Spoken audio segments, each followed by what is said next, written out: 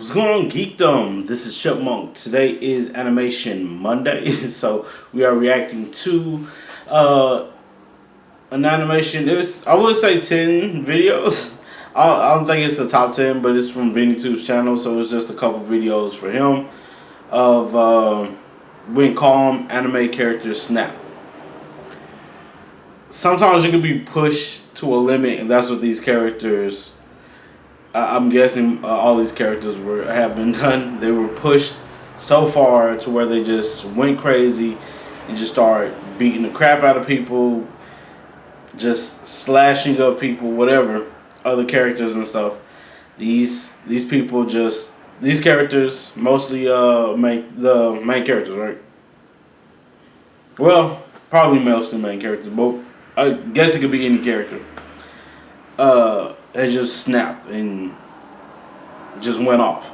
So yeah, happens in real life where people just snap and can't take it anymore. So this is very, very understandable. So we tend to be emotionally tied to these type of characters and stuff like that when stuff like this happens. So go ahead and check this out. Put on your list. Levi. Levi's no Eren, that's for sure, and I don't even think that I'll be able to remain composed considering all the things he's been through in the whole of Attack on Titan. However, when he gets into the zone of raging fury, there's little anyone can do to stop Levi. He's got several of these moments, but I'd like to feature the OVA moment because it's one of those early instances and it's something that fewer people might know about. After all, I'm sure everyone and their children already know about him going ham on the Beast Titan. Seriously though, this moment from the OVA is more emotional than anything. You can just feel the power in the scene, and it further exemplifies the things that Levi had to endure to mold him into the strongest soldier that we know and love. Losing friends is never easy, but hearing Levi scream and the pure emotion being channeled in this scene gave me the chills.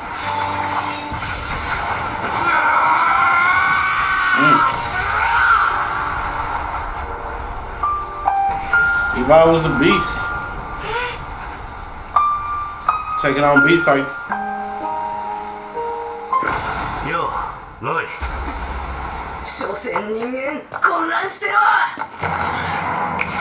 Yeah. Roy Mustang. Talking about Levi really reminded me of Roy Mustang. It must be the similarities in backgrounds, but I think they have comparable rage moments where they just go to town against their enemies. However, I say amongst the many scenes of Mustang kicking homunculus ass, the execution of Envy is by far the angriest he's ever been. Poor Envy didn't even get to finish his gloating before Mustang appears and incinerates him. People call this a fight, but as I've said in the numerous times I've talked about this before, it's not one. It's truly no contest really, and we see that even a homunculus's power is useless in the face of repeated, unadulterated violence from an angry Mustang. Yeah, you could argue that in some way Mustang's scene may not be as emotional as Levi's, but in terms of the destruction that happened, I dare to say that this one's more impressive.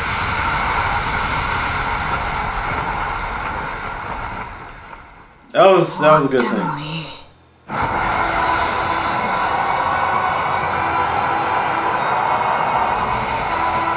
Okay, how about we move to main characters now then? Gon comes to mind. You all know what I'm talking about. Who could forget this iconic moment when Gon fights Beathor and taps into his inner abyss, showing the way past the friendly and I don't think I made it that far in Hunter X Hunter. That he kept hidden for so long. It's truly a horrific yet cathartic moment to see Gon finally access this side of him. And it's pretty cool because unlike Levi or Mustang's moments, you can still see an unsettling calmness in Gon's scene despite him falling completely into nihilism. There's a sense of controlled frenzy, that's the best way to describe it, and because of that, the moment's found its way into many people's top Hunter moments.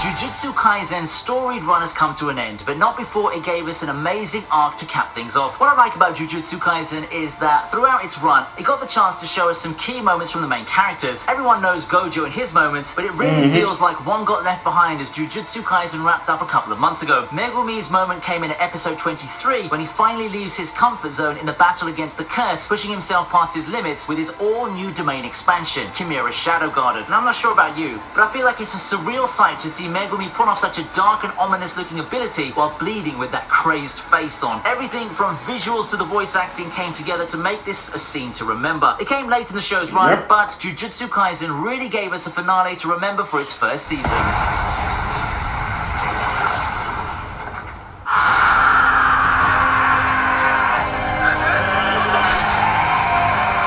Oh, shoot.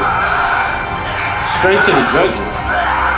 Now, this one hurt when I first saw it. Dororo seemed to be a standard. I still haven't seen Dororo. Supposed to have. I'm still need to watch it. Which sets it apart from the lot came pretty early on. I'm talking about episode 6, when we get to see the full glory of a raging Hyakimaru who just tears through everyone in his sight. It's a level of violence and anger that I didn't think I'd find in this show at first, but Hyakimaru makes a whole show out of the bloodbath that happens in that episode. Remembering the scene there really reminds me of the Levi moment that I talked about, but there's something just so much more unsettling with how Dororo did it. Maybe because the violence was done not against monsters or demons, but people. Or maybe because of how much more graphic it was. Anyway, this is the very scene that showed everyone that despite his quiet and reserved nature, Hyakimaru is something you wouldn't want to trifle with.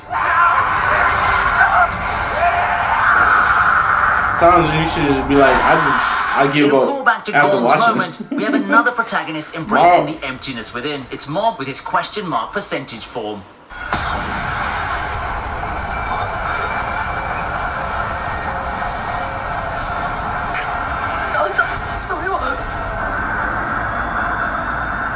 Among the whole gallery of Mob's forms that tie to his emotions lies the deep depths of the question mark form, an enormous power that represents the strength that he repressed in order to appear normal. This is by far the most terrifying form of Mob, no questions asked. From the whitened eyes, the wildly flaring hair, to the evil-looking aura. Now, imagine if you were some unfortunate slob like Teruki. If seeing that form out of someone you've just been beating up moments ago doesn't give you the creeps, I don't know what will. The look on Teruki's face after seeing the frankly terrifying Mob face says it all. This new form of Mob literally beats the clothes and hair out of the Kokiteru, although I won't say that he didn't deserve it. In each of its subsequent appearances, this form's unloaded, unadulterated destruction on all that dared oppose it, and you'll quickly understand why the calm and unimposing Mob would prefer tucking this form away for good. It's something that you should all look out for if you're someone getting into Mob Psycho.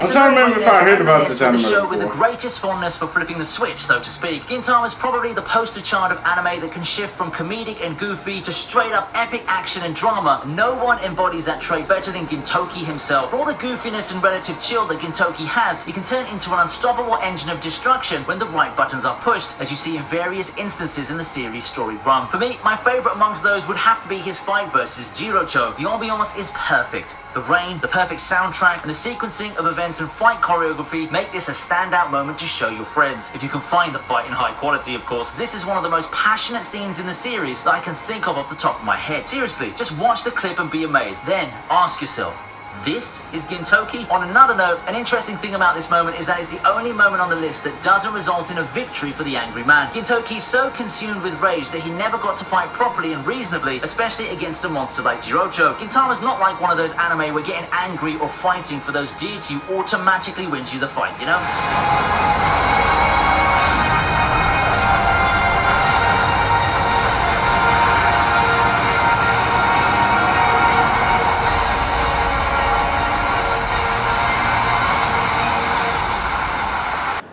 Alright, so that was VinniiTubbe's list of when anime characters snap. It was a nice list. There's a couple of people I'm not surprised who were on the list.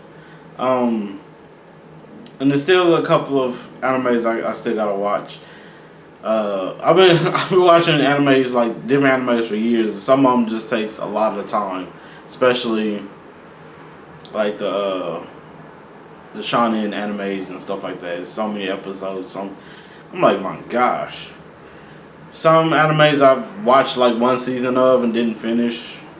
I gotta, like Mob. I only went through the first season of Mob. I haven't finished it. I think I did 3 seasons. It was either 3 or 2 seasons with Hunter X on there.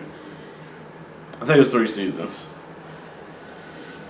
I don't remember. It's other stuff I'll just have to go back to and watch. And yeah, start up the next seasons of different stuff. Just because it's too much. That's why I like slice of life and drama and school animes and stuff like that, comedies. Just because they have 12 episodes. Some have about 2 seasons, if any. So you can get through those real quick. But yeah. Let me know what y'all think about this in the comments below. If there's any characters or that you think that he missed, please let me know in the comments below. Check out VinniiTubbe. I think he's one of the better ones to do like lists and stuff, because when he explains stuff, he makes sense when he talks about different things. I think VinniiTubbe does a great job of explaining most of their lists, most of the animes and stuff that they're talking about very, very well. So VinniiTubbe is very, very good. So check them out if you don't know VinniiTubbe at all. Has a very, very great channel. So yeah. Thank you all so much for jumping on and giving me a try. I really do appreciate it. Please do take care of yourselves and each other. Peace, geekdom.